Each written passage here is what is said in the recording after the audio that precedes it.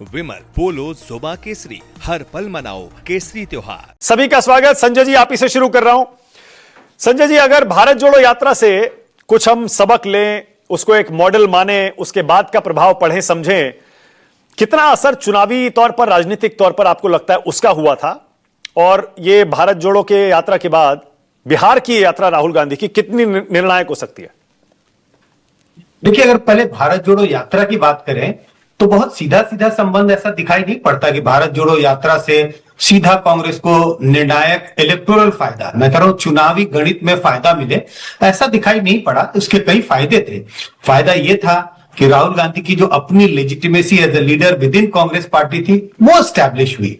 फिर जो कई भ्रांतियां थी कि भाई जो कहते हैं ना कि सोने का चम्मच लेके मुंह में लेके पैदा होने वाले नेता हैं, ये सड़क पे नहीं चल सकते, तो एक छवि जो थी कि भाई आप संघर्ष कर सकते हैं, आप सड़क पर आ सकते हैं, और ये राहुल गांधी एक ऐसे नेता हैं जो कर सकते हैं, ये छवि स्टैब्लिश की कि एक फाइटर नेता है जो दिन रात सड़क पर चल रहे हैं, जनता से सरोकार है, जनता की समस्याओं को समझने की कोशिश कर रहे हैं और जनता के साथ सरोकार स्टैब्लिश कर रहे हैं। लेकिन कोई सीधा सीधा संबंध नहीं है कि इसका इलेक्टोरल फायदा, अगर लोग ये कहें कि भाई अच्छा देखिए लोकसभा के चुनाव में तो इतनी सीटें आ गई, फिर भी आप कहते हैं, सीधा सीधा कोई संबंध दिखाई नहीं पड़ता कि हाँ भाई लोकसभा के चुनाव में 99 सीटें सिर्फ इस कारण से है क्योंकि भारत जोड़ो यात्रा हुआ। लेकिन फायदा हुआ पार्टी में, जिस बात का मैंने जिक्र किया। हाँ, अब सवाल है जो बिहार की यात्रा हो रही है, इससे क्या फायदा होगा? मुद्दा तो गर्म है। ये कहा जा सकता है कि पिछले अगर 8-10 साल में मैं देखूं तो एक ऐसा मुद्दा है जिस पर विपक्ष ने सत्तारूढ़ दल को, सत्तारूढ़ पार्टी को घेरा है और अच्छे से घेरने में सफलता हासिल की है। जब ये यात्रा होगी, लोगों से बातचीत होगी, लोगों से संपर्क होगा, जनसंपर्क होगा, और ये जो 65 लाख लोगों की बात हो रही है जिनके नाम कट गए हैं, और ये मत भूलें कि जिनके नाम नहीं कटे हैं उन्हें भी तमाम तरह की दिक्कतें आई हैं, एंग्जाइटी बहुत थी लोगों के बीच में, हमारा नाम रहेगा या नहीं रहेगा। इन सब चीजों को लेके जो एंग्जाइटी है, जिन लोगों के नाम कटे, बहुत लोगों को तो पता भी नहीं है कि नाम कटे हैं, और जो दिक्कतें आ रही होंगी, नाम कट गया, आपको पता चला है, अब आपको डॉक्यूमेंट जमा करने हैं, उसको जमा करवाना है, डॉक्यूमेंट पहले हासिल करना है। तो इन सब चीजों पे जब संवाद होगा तो राहुल गांधी की लेजिटिमेसी बिहार की राजनीति में निश्चित रूप से पहले के मुकाबले ज्यादा प्रबल होगी, स्टैब्लिश करेंगे अपने आप को। अब सवाल रहा कि चुनावी गणित पर इसका क्या असर पड़ेगा। इसके बारे में अनुमान लगा पाना मुश्किल है इस वक्त। मुश्किल क्यों है? मान लीजिए कि सितंबर या चुनाव के पहले एक इलेक्टोरल रोल आ जाए और जिस पर बहुत ज्यादा लोगों को आपत्ति नहीं होगी, तब यह मुद्दा गायब हो जाएगा।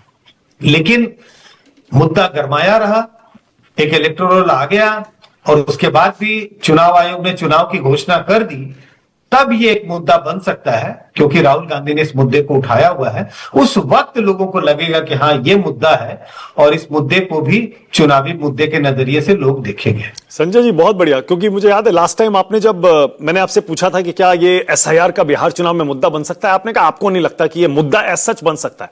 लेकिन कम से कम अब आप इस पोजीशन में आ गए संजय जी, या ये कहें कि राहुल गांधी ने जिस तरह से उठाया, कर्नाटक में उठाया, फिर वोट चोरी का मुद्दा संसद में उठाया, बिहार में यात्रा कर रहे हैं, आप मतलब वहां से इस पोजीशन पर तो आ गए संजय जी, ये मानने के लिए एक तरह से आप भी मजबूर हो गए कि देखना होगा कि ये मुद्दा बन पाता है या नहीं बन पाता है।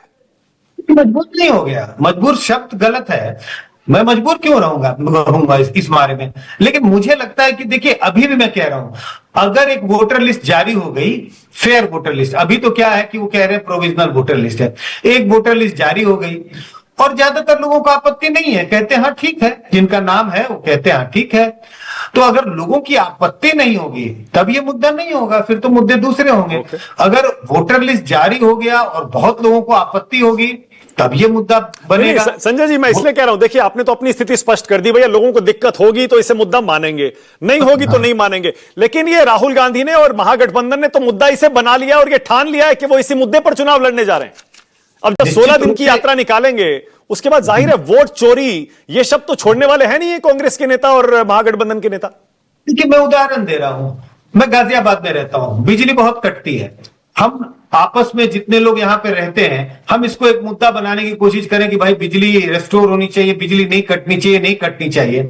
अगले महीने से बिजली एकदम सुचारू रूप से आने लगे और बिजली कट ही नहीं रही है, तो इस मुद्दे को कौन सुनेगा? फिर कहेगा बिजली तो अब आ रही है, मुद्दा गायब हो जाएगा।